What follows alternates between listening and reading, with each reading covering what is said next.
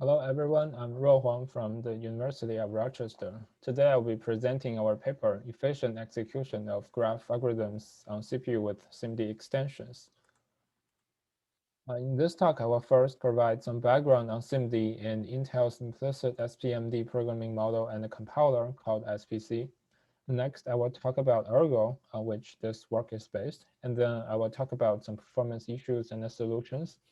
Next, I will talk about how the SIMD implementation performs, and finally, summary. SIMD stands for single instruction, multiple data. On the left is a scalar add instruction where it reads two scalar registers and writes the result to a scalar destination register. On the right is a vector add instruction where each register holds 8 numbers. One SIMD instruction can process up to 8 data elements. For CPUs, Intel AVX2 supports 8 wide SIMD for integers and single precision floating points, and gather loads as well. For the newer AVX 512 supports 16 wide integers and floats and scatter stores. On the other hand, very wide SIMD has always been the core of GPUs. For example, NVIDIA GPUs effectively implement 32 wide SIMD and always had gather and scatter support. If we take a look at a large number of parallel CPU graph frameworks, they don't use SIMD, potentially wasting powerful computing resources. And if we take a look at a large number of GPU graph frameworks, which are natively SIMD, they don't run on CPUs. So we should use SIMD on CPUs, but writing SIMD programs can be difficult. Traditionally, programmers have to rely on SIMD intrinsics if they want to use SIMD. Using intrinsics, programmers have to manually choose SIMD target, manage vector data types, and choose intrinsics. Intrinsics are difficult to program, especially when there's divergence, basically meaning branches. In this case, the programmers have to manually set up some mask for predication. Also, intrinsics are not portable, they are target specific. Here's an example of a array reduction kernel written in C++ using AVX2 intrinsics. This kernel is going to be executed by multiple threads. So we first divide input array into chunks, and each thread handles one chunk. These two lines basically calculate the starting index for current thread. Next, we define a 256-bit vector sum and initialize it to vector 0. Both texts are AVX2 intrinsic functions. And then we have a loop that loops over all elements in our array chunk and adds up all the numbers. In the loop body, we first calculate the address and then do a vector load and then a vector add. Also, the vector load intrinsics we use here require memory addresses to be aligned to 32-byte boundary. Next, we reduce the vector sum into a scalar by adding up all the data elements. So we have to use 5 intrinsic functions here. That's not very intuitive. And finally, we can just use a GCC built-in function to do atomic add, update the global result. Basically, this code is not portable since we use AVX2 intrinsics. The vector width is fixed to 156 bits. So this code would not be able to take advantage of AVX 512, even running on a machine that supports AVX 512. Fortunately, Intel introduced an implicit SIMD SPMD programming model and a compiler for that, which is SPC. Using SPC, programmers write mostly scalar code with some annotations. And then the compiler takes care of the rest, which automatically generates multi-threaded and multi-targeted SIMD binaries. This is a lot easier to program compared to intrinsics, and this is very portable because programmers don't have to worry about which SIMD target they're using. Now we rewrite the same reduction kernel in SPC. Task index and task count are SPC built-in variables, referring to current thread ID and total number of threads. Similar to intrinsic-based version, we first calculate starting index for the current thread. Next, we write a normal loop to add all the numbers together. The only difference is that we define a vector variable called sum. so that all operations become vectorized. In SPC, a variable defaults to varying type, meaning it's a vector. So for each statement, automatically distributes loop iterations to SIMD lanes. So loop variable I is also a vector. As a result, the loop body in the loop body, the array access and the add now become vector operations as well. Finally, we can just simply use an SPC built-in function, reduce add, to reduce the vector into a scalar. Now going back to motivation, since SPC makes SIMD programming significantly easier, this prompts our work where we take a GPU graph algorithm compiler and retarget the compiler to CPU SIMD using SPC. And the GPU graph compiler we take is called Ergo, which stands for irregular.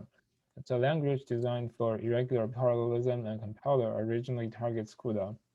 So in this paper, we add a new backend for Ergo compiler targeting Intel SPC. We also add a couple of CPU SIMD specific optimizations. This figure shows our workflow where the original Ergo compiler generates CUDA sources, which in turn get compiled by MVCC and executed on NVIDIA GPUs. In this paper, illustrated using shaded and dashed boxes, where optimization passes are modified and additional components are added to target Intel SPC. The modified Ergo compiler now generates C++ and SPC sources, which in turn get compiled by GCC and SPC compiler and eventually executed on CPUs.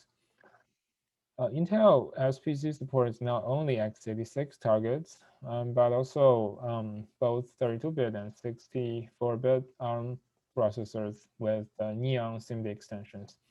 So our benchmark should run on ARM processors as well, but due to lack of powerful ARM machines, we never tested it. Now we look at an example Ergo program, BFS. The program starts from main. The invoke construct simply calls BFS init, which initializes all the nodes using a for all construct. Next, the iterate construct iteratively calls BFS kernel until the work list is empty. Work list is an implicit data structure in Ergo where programmers can push to and pop data from the work list. Moving to the BFS kernel, the two for all constructs loops over all nodes in the work list and edges going out of each node. Each destination is checked to see if it has been visited. If not, it's pushed to the work list. Given the syntax of Ergo and SPC, we should be able to translate Ergo to SPC. However, there are several performance issues with naive in translation. And the first is task launching. Task system in SPC is responsible for launching worker threads. Although there is no standard implementation, SPC provides a couple of example implementations. Based on our experiments, OpenMP-based task system has the best performance, while pthread has the worst performance, but pthread is the most portable one. Task launching can be a big problem for some kernels. For example, BFS using USA road graph, using OpenMP task system, the kernel spends 41% of execution time in launching. For pthread task system, the kernel spends 89% execution time in launching. So it is a big overhead. To tackle this performance issue, we port the optimization called iteration aligning in Ergo compiler to SPC. Without any optimization, the original kernel would have to loop over all items and do a kernel launch every iteration. Each kernel gets executed only once per launch. Using iteration aligning, we just need to launch the kernel once, and we basically move the loop that was originally in the C++ file to SPC kernel, and then insert barriers at the original synchronization points. So this technique turns out to be quite effective. Using BFS and USA road graph, we see 1.68x speed up for OpenMP task system. And for pthread, we see 4.66x speed up. The second performance issue is atomic workless push. The problem is that there is no vector atomic operations on x86. For 16 wide SIMD, we would have to use 16 scalar atomic operations to emulate that, which creates a lot of overhead. So the idea is to try reducing number of atomic workless pushes called cooperative conversion. On the right shows what we call task level cooperative conversion. For every SPC task, we just need one atomic push. This is always applied due to the nature of SIMD execution. On the original GPU compiler, this is called warp level cooperative conversion. In this workless push function, functions in bold are SPC built-in and library functions. Pop count lane mask calculates number of active lanes. Basically, that's the number of items we're going to push to the work list. Next, we use a scalar atomic add to reserve some space in the work list. And finally, we use a vector store operation to store values from active lanes to consecutive memory locations. On the GPU, there's also thread block level cooperative conversion, allowing threads on multiple warps share one atomic operation. But in SPC, there is no equivalent concept to a GPU thread block. So we're going to emulate that using software. In order to take advantage of thread block level optimizations, this emulation is called fibers. In the task level cooperative conversion, we divide the atomic push into two steps. First, atomic add, and then vector store. We keep doing this until all items have been processed. So the trick is that for some kernels, we can easily calculate total number of items that's going to be pushed into the work list so that we can just use one atomic add for all the items. As a result, what inside of the loop is just the vector store. Using fiber level cooperative conversion, number of atomic pushes in BFS-CX get reduced by 208x. The next performance issue is poor SIMD line utilization. Looking at the example on the right, we have 5 outer inner iterations, A, B, C, D, and E, each having different number of inner loop iterations. Each SIMD line handles one inner loop trip. For example, there are 32 inner loop iterations for B and only one iteration for A. They occupy 2 SIMD lines, but due to the nature of SIMD execution, the actual time needed is determined by the slowest one, which is B. As a result, after executing one iteration, line A becomes idling and wasting computing resources. To improve SIMD line utilization, we port the optimization called nested parallelism, which basically redistributes inner loop iterations across SIMD lines. For those 32 inner loop iterations for B, we redistribute them using a fiber level scheduler so that they're going to be executed by all the SIMD lines. Next, we redistribute loop iterations for C and D using task level schedulers. And finally, iterations for A and E are redistributed using the fine-grained scheduler. Profiled at the beginning of the inner loop, USA road graph shows on average 62% of SIMD lines are active, while our MAT22 graph shows on average only 32% SIMD lines are active. After applying nested parallelism and fibers, on average, 82% of SIMD lines are active for USA road, which is 1.32x improvement, and 84% for our MAT22, which is 2.63x improvement. Now let's look at how our system performs. We have 3 machines, and mainly we use the first 2 machines, the 8-core Xeon Silver and 32-core AMD EPYC. Xeon Phi is for studying scalability and comparing against the GPU. We mainly use the first 3 input graphs, and the last graph, which is the largest, is for studying the effect of virtual memory. We ran 7 different algorithms in BFS for different implementation variants. So in total, we have 10 benchmarks. We also compare with the 3 state-of-the-art non-SIMD parallel CPU graph frameworks. The first question is, does SIMD help? Well, the answer is yes. Enabling SIMD alone on a single threaded implementation brings 1.6x speed up. Enabling multi-threading but no SIMD brings 3.22x speed up over the serial implementation. When SIMD and multi-threading are enabled together, we see 7.67x speed up over serial.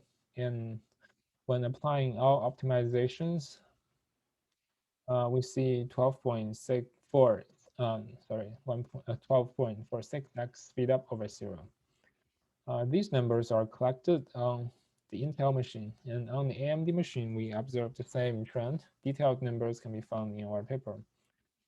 So these results show that SIMD is indeed helping. And the second question is, how does our SIMD implementation compare to non-SIMD implementations? While comparing with other non-SIMD graph frameworks, our system performs very well on USA road graph.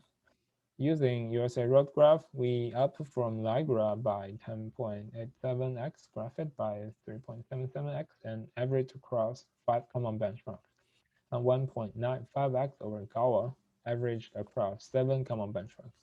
When considering all inputs, we are 3.06x over Ligra, 1.53x over Graphite, and 1.78x over Gawa. Since we run the same benchmarks compiled by the same compiler targeting both CPU and GPU, we can directly compare the two devices.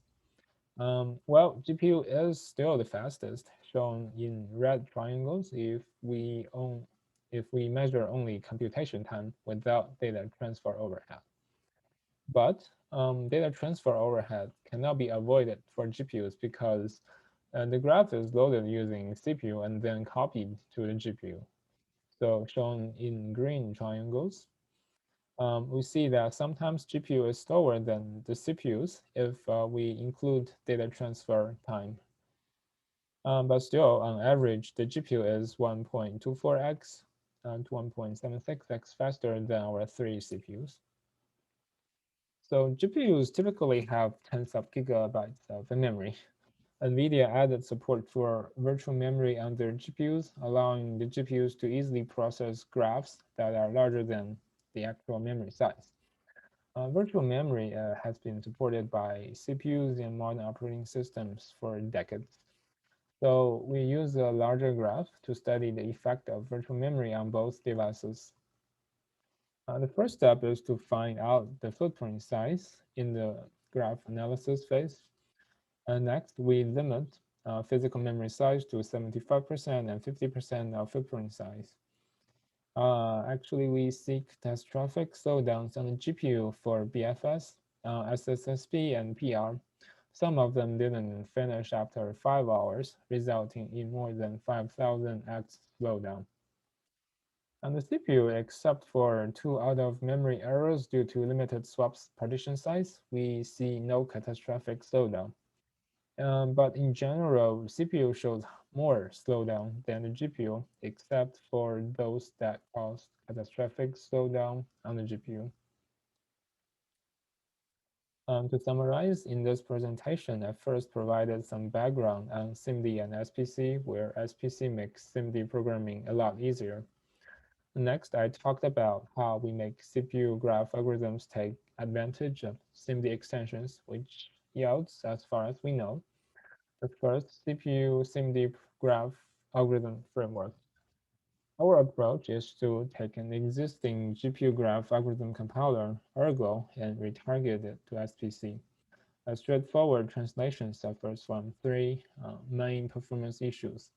After adopting Ergo optimizations to SPC and adding additional techniques, our multi-threaded SIMD graph system is on average 12.46x faster than a single-threaded non-SIMD implementation on the Intel machine. On the same machine, the SIMD implementation outperforms the the state-of-the-art non-SIMD CPU graph systems by a lot. Since the modified ergo compiler supports both CPU and GPU, we run the same benchmarks on the two devices. GPU is still 1.42x faster, 1.24x faster than our fastest CPU, even considering data transfer overhead. When graph doesn't fit in memory, GPU can cause catastrophic slowdowns while CPU does not. Thanks for watching, and please let us know if you have any questions or comments.